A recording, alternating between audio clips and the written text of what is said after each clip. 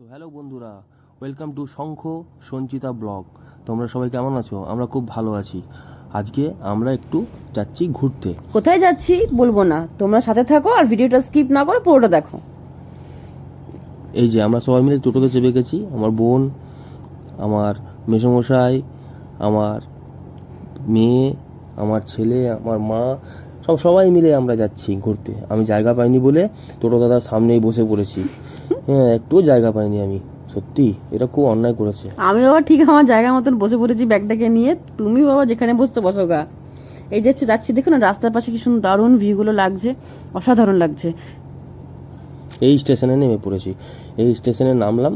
এবার স্টেশনে চাপবো আস্তে আস্তে সিঁড়িতে। সবাই মিলে আস্তে আস্তে ব্যাগপত্র নিয়ে আসছে, ভাই বাবারা ব্যাগপত্র নিয়ে আসছে, আমিও ব্যাগপত্র তুলবো। তার মাঝখানে একটুখানি ভিডিও করে নিলাম।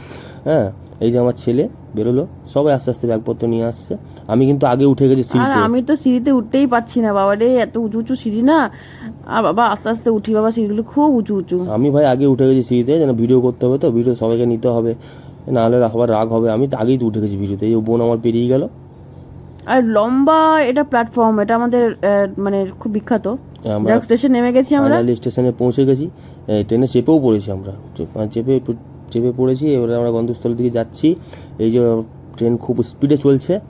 হ্যাঁ, ফাইনালি আমরা পৌঁছে গেছি হাওড়া স্টেশন। কিন্তু হাওড়া স্টেশন এত ভিড়, যেহেতু 21শে জুলাই ছিল, ব্রিগেড ছিল, প্রচণ্ড ভিড়। আর এত ভিড় মানে মানে কি বলবো, যে কী করে আমরা গেছি, এই ঠেলাঠেলি করে আমাদেরকে পার করে দিয়েছে। আর ছেলে আমার এত এক্সাইটেড, মাথায় পুরো এক্সাইটেড হয়ে গেছে আনন্দতে।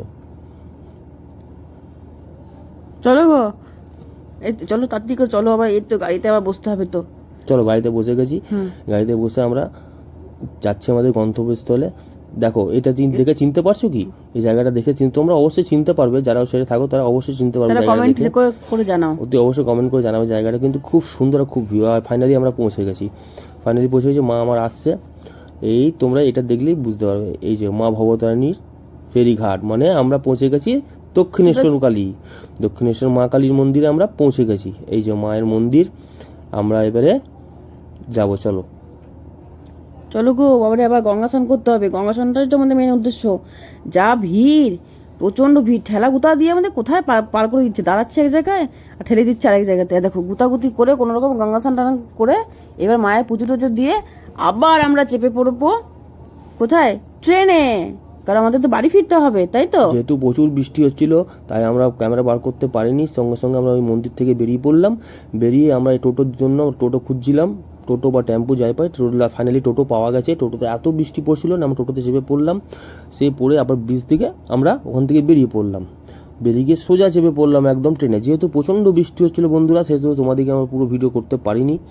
ট্রেনে চেপে পড়েছি, ট্রেন ছেড়ে দিয়েছে। ফাইনালি আর আমরা আমি পৌঁছে তো গেছি। ল্যাদ খেয়ে পড়ে গেছি, এত ক্লান্ত।